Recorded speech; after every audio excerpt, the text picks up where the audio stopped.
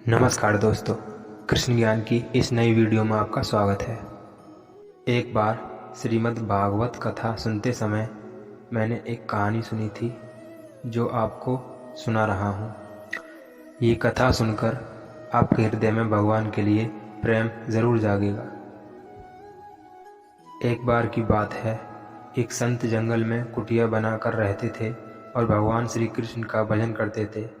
संत को यकीन था कि एक न एक दिन मेरे भगवान श्री कृष्ण मुझे साक्षात दर्शन जरूर देंगे। उसी जंगल में एक शिकारी आया। उस शिकारी ने संत की कुटिया देखी। वह कुटिया में गया और उसने संत को प्रणाम किया और पूछा कि आप कौन हैं और आप यहाँ क्या कर रहे हैं।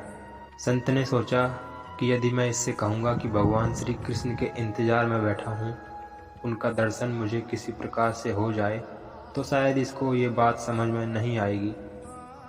संत ने दूसरा उपाय सोचा। संत ने शिकारी से पूछा, भैया पहले आप बताओ कि आप कौन हो और यहाँ किस लिए आते हो।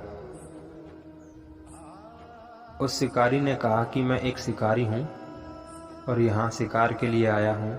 संत ने तुरंत उसी की भाषा में कहा, मैं भी एक शिकारी हूँ और अपने शिकार के लिए यहाँ आया हूँ। शिकारी ने पूछा, अच्छा संत जी, आप ये बताइए आपका शिकार दिखता कैसा है, आपके शिकार का नाम क्या है, हो सकता है कि मैं आपकी मदद कर दूं।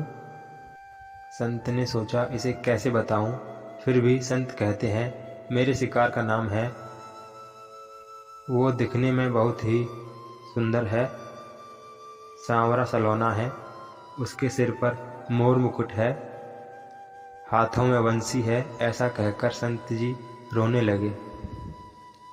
शिकारी बोला, बाबा रोते क्यों हो, मैं आपके शिकार को जब तक ना पकड़ लूं तब तक पानी भी नहीं पीऊंगा और आपके पास नहीं आऊंगा।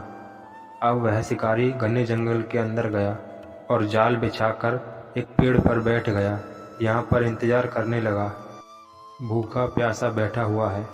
एक दिन बीता, दूसरा दिन बीता और फिर तीसरा दिन। भूखे प्यासे शिकारी को नींद भी आने लगी। बांके बिहारी को उन पर दया आ गई। भगवान उसके भाव पर रीझ गए। भगवान मंद मंद स्वर से बांसुरी बजाते आए और उस जाल में खुद फंस गए। जैसे ही शिकारी को फंसे हुए शिकार का अनुभव हुआ तो तुरंत नींद से उठा और उस सांवरे भगवान को देखा। जैसा संत ने बताया था, उनका रूप हूबहू वैसा ही था। वह जोर जोर से चिल्लाने लगा कि मिल गया, शिकार मिल गया।